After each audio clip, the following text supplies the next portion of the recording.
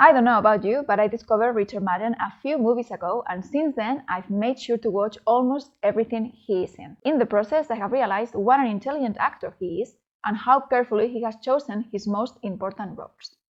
And I am so sure he's going to keep making the right decisions that I predict this video will soon become obsolete. No hard feelings, Mr. Madden. You do your thing, and in due time I will make a second video with your new best movies, shows, shorts, and more.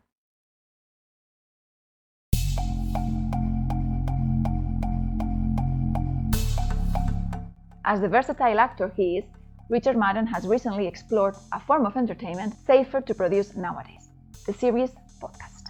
Personally, I am not a big fan of the format, but I do appreciate the fact that Richard Madden and Ryan Cox have joined forces to star in and produce From Now, a science fiction podcast series that will make you forget there is no screen to look at. A new episode is released every Monday. In case you want to check it out, I will leave the link in the description.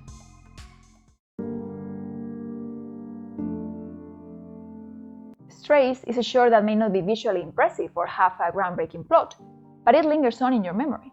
And I think that is due to the performances by Andrew Hawley and Richard Madden, who play two troubled brothers prone to making the wrong decisions. It's been nice to look back on Richard Madden's career and find these small productions that contrast with his bigger and most famous roles. And it's been even nicer to see there were directors who saw his potential and gave him his first leading roles. Strays is available on YouTube, and you will find the link in the description. I know. It's the typical over-the-top let's party comedy we have all seen 1,000 times before. But Ibiza has something no other comedy of this kind has, and that is Richard Madden's funniest and most endearing performance to date. I doubt I will ever meet him in the flesh, but I dare say Madden may not be that different from the DJ he plays in this movie. Or maybe that's just me projecting. Anyhow, Ibiza may be a 6, but Madden's performance is a 10.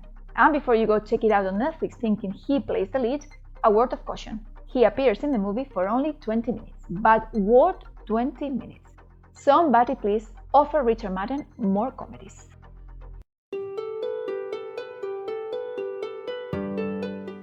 I'm of the opinion that plays are better enjoyed live. But I am still glad I got the chance to see this adaptation of Romeo and Juliet from the comfort of my home. Even though West Side Story is one of my all-time favorite movies, I must confess I was not that interested in Shakespeare's work. However, thanks to Kenneth Branagh, the Bard's biggest admirer in the business, I now own a paperback copy of Romeo and Juliet. This peculiar screen version would benefit from some color and better camera angles, but it still manages to capture the passionate love that is at the heart of the story. It's also true that Richard Madden and Lily James are a bit too old to play the lovers of Verona, but their commitment to the roles makes up for it in spades. Group B is a very well shot short that showcases Madden's ability to say a lot without saying much. His performance as a Group B driver who doesn't seem to be that ready to get behind the wheel again is simply mesmerizing. And the overall quality of the short is proof that Nick Rowland is a promising filmmaker. In fact, his first film, Camp with Horses, which is available on Netflix, confirms that he is an actor's director.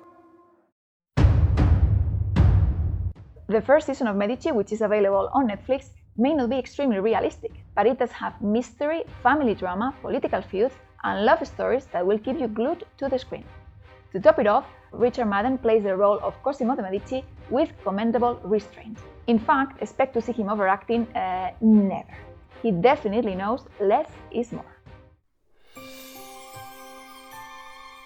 Nope, as you can see, I am not 12, but I love Disney movies, and this version of Cinderella is one of my favorites. It is a delightful and gorgeous looking production, beautifully directed by Kenneth Branagh. It doesn't hurt either that Lily James and Richard Madden partner up to make us believe in magic for 1 hour and 45 minutes. In fact, it was their undeniable talent and chemistry that got them cast in Romeo and Juliet the following year. I don't know what Amazon's intentions were when they produced the pilot of Oasis, but I am sure pissed at them for dangling the carrot in front of me just to make it vanish 50 minutes later. I'm not that into science fiction, but the premise of Oasis is riveting. Besides, it wastes no time in getting to the heart of the matter, which I always appreciate. However, the fact that there is no resolution nor more episodes in which Richard Madden plays a chaplain turned astronaut / detective is extremely infuriating. Sirens is one of the big discoveries I've made in this Madden fest of sorts. This TV series is definitely worth watching whether you're a fan of the Scottish actor or not. It is funny, raunchy, clever and very well written. And as if that were not enough, Richard Madden shows us again that he is capable of playing comedy in a very subtle manner. It's true that his character is not very chatty, but he sure knows how to make an impression. What a pity they didn't renew the series for a second season. Luckily, YouTube gives us a chance to revisit Sirens anytime we want. The link is in the description. I hope you will want to thank me later.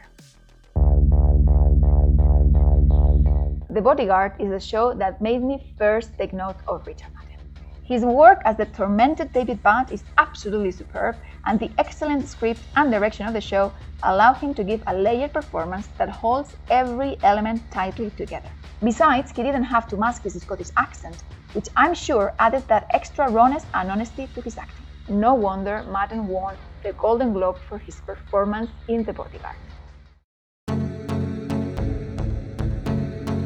If you're still here, you may be wondering why the heck I didn't include Rocketman, Game of Thrones or 1917 in this list. Well, let me explain. I know most people enjoyed Rocketman more than I did. I don't think it's a bad movie, but I didn't really connect with it. That being said, I believe Taron Egerton, Jamie Bell and Richard Madden do a very good job in the film. And by the way, who knew Richard Madden could play a mean character so well? I hope he soon gets the chance to explore the dark side again. I suppose that's possible. I watched the first season of Game of Thrones when it first came out 10 years ago, but it was too grim and violent for my taste. Back then, Richard Madden was not on my radar, but even if he now is, I still wouldn't watch the second and third seasons of the show. I know most fans of the series will always remember him as Robb Stark, but unfortunately, I'm not one of them. Message received. 1917 is a brilliant film I've watched a few times already, and Richard Madden's performance in it is on point. However, he's in the movie for only 2 minutes, and that's not long enough for 1917 to be included in Madden's best. Very good, Mum. And that's it for now. I hope this is the first of many videos to come. Let me know if you have any ideas or suggestions for future content. I have created this channel to share my passion for movies, and I'd love for you to participate in it somehow.